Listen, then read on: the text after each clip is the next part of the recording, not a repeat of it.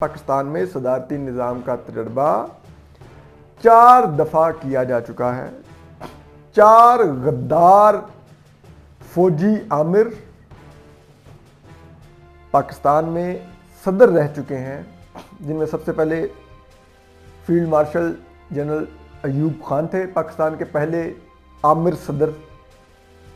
انہوں نے صدارتی نظام بنایا اور انہوں نے صدارتی آئین بھی دیا، جو صدارتی نظام کے لیے بنا ہوا آئین تھا. یہ تو پارلیمانی نظام کے لیے بنا آئین ہے، وہ صدارتی نظام کے لیے بنا ہوا آئین تھا. اس آئین کے تحت بھی انہوں نے گورن کیا، لیکن ڈیلیور نہ کر سکے اور ان کے اقتدار کا اختتام بعد میں پاکستان ٹوٹنے پر ہوا ختم.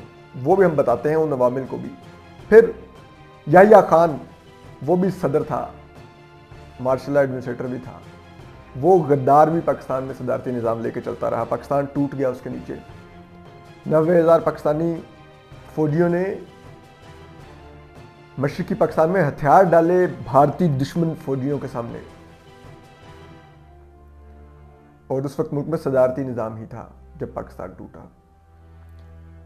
ضیاء مردود، وہ بھی اگین ایک آرمی چیف تھا، ایک ملٹری ڈکٹیٹر تھا، وہ بھی صدر تھا اور وہ بھی صدارتی نظام لے کے چلا.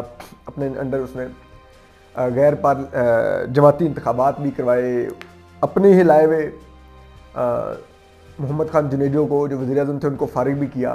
وہ بھی ایک صدارتی نظام تھا. اس کی قیمت ہم آج تک تفرقے بازی، فرقہ واریت، دہشت گردی، انتہا پسندی اور ہیروئن اور دیگر نشوں کی صورت میں آج تک پاکستانی قوم اس کی قیمت ادا کر رہی ہے. ہاں، ان تمام صدارتی جو پچھلے 3 نظام کے رہے ہیں، تمام جرنیلوں کے بچے ضرور انڈسٹریسٹ بن گئے، انہوں نے انڈسٹریاں لگا لی. ٹھیک ہے. پھر اس کے بعد آپ آ رہی ہے جنرل مشرف، وہ بھی صدارتی نظام لے کے آئے، وہ بھی صدر تھے، بہت طاقتور فوجی عامر تھے، آرمی چیف تھے پاکستان کے، اور پاکستان کی عدلیہ کی طرف سے ڈکلیئرڈ غدار ہیں، مفرور ہیں، چوہے کی طرح دبئی میں چھپے ہوئے ہیں. خود کو کمانڈو کہتے ہیں لیکن اپنے بل سے نکل رہے نہیں، اور یہاں پر آئیں گے تو ان کو اللہ میں جنت نصیب کرے جسٹس وقار سیٹھ کی سنائی گئی سزا کے مطابق ڈی چوک میں پھانسی دے کے لٹکانا ہوگا. تو وہ اس لیے باہر بیٹھے ہوئے ہیں. تو ان کے دور میں بھی کیا ہوا، ہم امریکہ کے فرنٹ لائن سٹیٹ بنے دہشت گردی کی جنگ میں ہم، اور اس کے نتیجے ملک میں جو دہشت گردی کی جو لہر آئی اس کی وجہ سے سینکڑوں ارب کا نقصان ہوا. 70,000 پاکستانی فوجی ماؤں کے بیٹے، پولیس والے ماؤں کے بیٹے، سویلین ماؤں کے بیٹے مساجد، گلی کوچوں، بازاروں میں شہید کیے گئے. تو یہ تمام ادوار میں صدارتی نظام ہی رہا. اور آپ دیکھیے، نہ تو مشرف دور میں جو ترقی ہوئی، جب مشرف گھر جا رہا تھا تو 0.4 پہ تھی پاکستان کی معیشت، اور جو اس کے دور میں جو تھوڑی ڈالر کی ریل پہ رہی بھی، وہ کیونکہ ہم امریکیوں کو اپنے شہری بیچ رہے تھے تو ہمیں کھلے ڈالر آ رہے تھے. ہمیں کولیشن سپورٹ فنڈ کی مدد میں بھی 3-3.5 ارب ڈالر سال کا ملتا تھا. ہمیں دیگر ممالک بھی، جتنے مغربی ممالک تھے وہ پاکستان کو ایڈ دیتے تھے اربوں ڈالر کی. تو یہ سب کچھ ڈالر کی ریل پہ تھی تو معیشت چل رہی تھی. اس میں صدارتی نظام کا کوئی کمال نہیں تھا. ابھی بھی آپ ڈالر کی ریل پہ کروا دیں تو ملک چل جائے گا.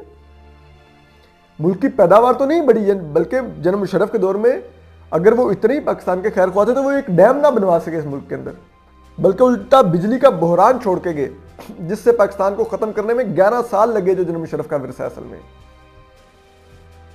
پھر آپ اس سے پچھلا صدارتی نظام دیکھ لیجئے، ضیاء الحق، تب بھی یہ تھا، ہم افغان جنگ میں حصہ تھے اور پاکستان اسی طرح دہشت گردوں کی پشت پناہی کر رہا تھا. اور پھر کیا ہوا، ملک میں اس وجہ سے انتہا پسندی آئی، بارود کا کلچر آیا، ہیروئن کا کلچر آیا، نفرت انہوں نے بانٹی. لسانی طور پر بھی جماعتیں ایسی انہوں نے بنوائیں، مذہبی طور پر بھی انہوں نے فرقہ وارانہ جماعتیں بنوائیں کہ قوم کو تقسیم کر کے وہ رول کریں، اور اس کی قیمت پاکستان 40 سال بعد بھی ان کی بھی لگائی ہوئی فصل کو ابھی تک کاٹ رہا ہے. اس سے پہلے پیچھے آ جائیں یحییٰ خان. اب یحییٰ خان موصوف بھی یہی کرتے رہے، جنرل رانی کے ساتھ بستر پر تو پائے جاتے تھے، بارڈر پر نہیں پائے جاتے تھے. और फिर पाकिस्तान टूट गया। पाकिस्तान का अक्सरियती हिस्सा पाकिस्तान से अलग हो गया, क्योंकि याह्या खान साहब मौसूफ मशरकी पाकिस्तान उस वक्त का जो अब बांग्लादेश है, उसमें बजाय अवाम का मैंडेट मानने और सुनने के वो वहाँ पे उनके खिलाफ फौजी ऑपरेशन कर रहे थे। और फिर उसका क्या नतीजा हुआ कि जब भारत ने हमला किया हम पर, तो मशरकी पाकिस्तान की अवाम हमारे साथ खड़ी ना हुई। और जब आपके साथ अवाम खड़ी ना हो तो फिर फौज जितनी मर्जी ताकतवर क्यों ना हो वो लड़ नहीं सकती। और वही नतीजा निकला कि हमारे 90,000 फौजियों को हथियार डालने पड़े। चंद हजार भारतीय फौजी होंगे जो कि इनके आगे तादाद में शायद 1/3 भी नहीं थे, लेकिन हथियार डालने पड़ गए क्योंकि अपनी अवाम साथ नहीं खड़ी हुई थी। और अवाम साथ क्यों नहीं खड़ी हुई थी, इसकी बुनियाद जो एक और सदर थे अयूब खान, वो भी फौजी आमिर थे, उन्होंने रखी।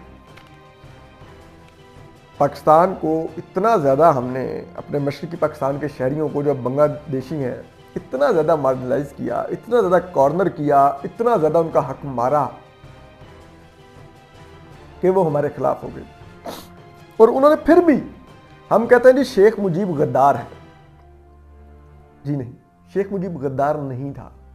हमने उसको गद्दार बनाया, हमने बनाया, हमारी उस वक्त की मिलिट्री एस्टेब्लिशमेंट ने बनाया।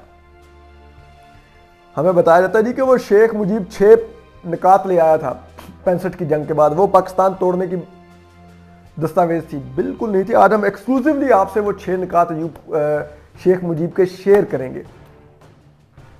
और शेख मुजीब का जो 6 निकात लाने का आर्गूमेंट ये था कि जो 65 की जंग हुई है उसमें मगरबी और मशरकी पाकिस्तान का राब्ता कट गया था।